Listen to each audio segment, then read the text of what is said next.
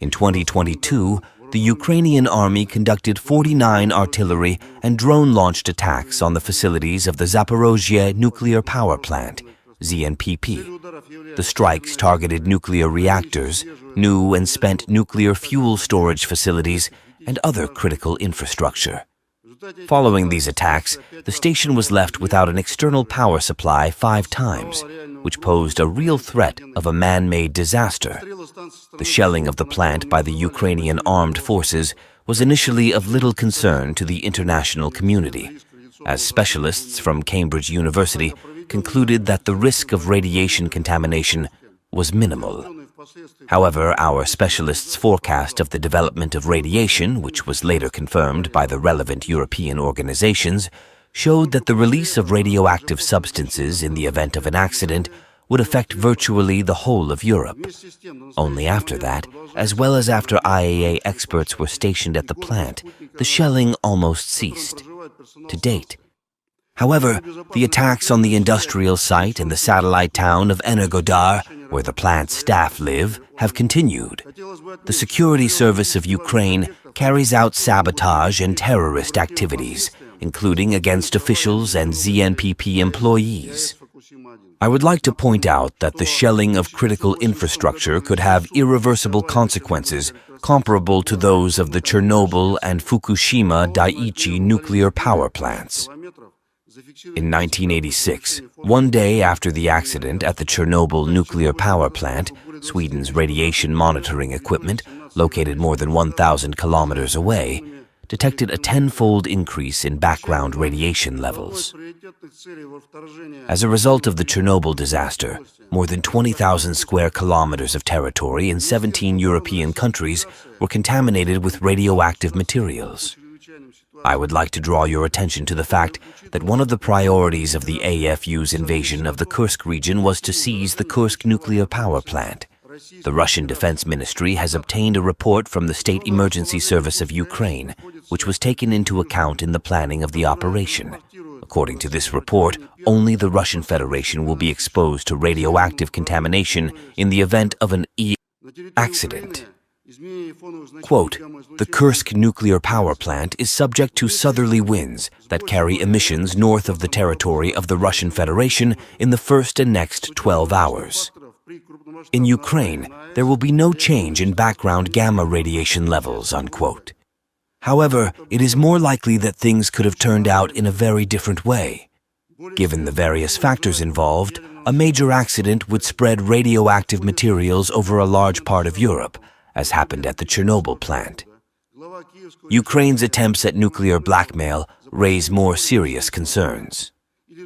For example, in a meeting with U.S. presidential candidate Donald Trump in October 2024, the head of the Kyiv regime, Ukrainian President Volodymyr Zelensky, issued an ultimatum demanding accelerated NATO membership or authorization to possess nuclear weapons.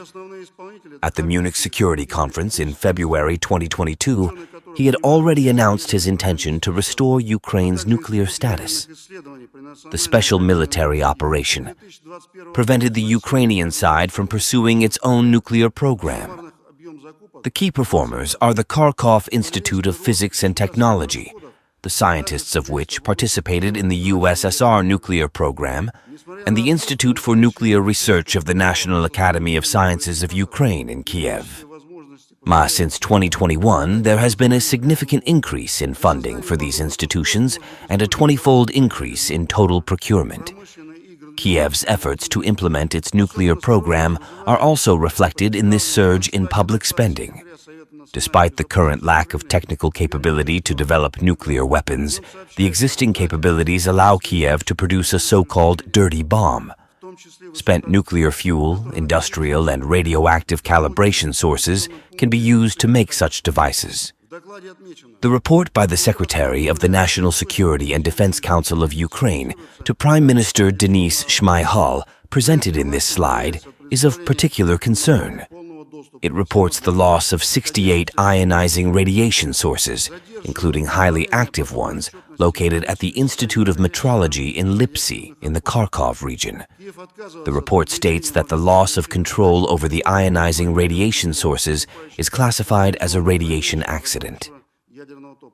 Ukraine's authorities have been reluctant to give IAEA experts full access to all facilities in the Chernobyl exclusion zone and have delayed submitting detailed reports on the quantity and condition of rad waste. Kyiv refuses to involve the IAEA in accounting for and controlling nuclear materials arriving at the Central Storage Facility for Spent Nuclear Fuel, CSFSF. In this regard, I would like to draw your attention to the training manuals for the Ukrainian Security Service. One area of training is the use of a dirty bomb, such as stealing ionizing, radiation sources, making an explosive device, and detonating it at a mass gathering place. It is difficult to imagine that this kind of interaction between Ukrainian intelligence and the U.S. Defense Threat Reduction Agency, DTRA, falls within the format of security arrangements. According to the information available to the Russian Defense Ministry, the AFU has not abandoned the plans to seize Russian nuclear power plants by force. Having failed to take control of the Kursk nuclear power plant, the enemy has returned to attempts to take control of the Zaporozhye nuclear power plant. The Korotkoye Zamykanie short-circuit operation plans discovered in October 2024 indicate that. Ukrainian special forces were to be involved in the operation. The goal was to be achieved by deploying HIMARS MLRS and attack drones. Thanks to the proactive actions of Russian units, the takeover plan was not implemented. In 2023, when the Russian Defense Ministry first expressed its concern about Ukraine's creation of a dirty bomb and detonating it to accuse the Russian Federation, Washington's position changed dramatically.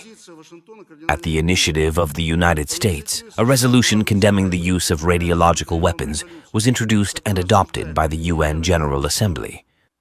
Given the existing network of international radiation monitoring information systems and the capabilities of IAEA-certified radiochemical laboratories to reliably determine the nature of the destroyed device and its isotopic composition, it is impossible to conduct such an operation covertly. At the same time, since Ukraine uses and stores mainly Russian nuclear fuel, the Kiev regime can resort to provocations against the population of the Russian Federation with the aim of discrediting the state and local authorities.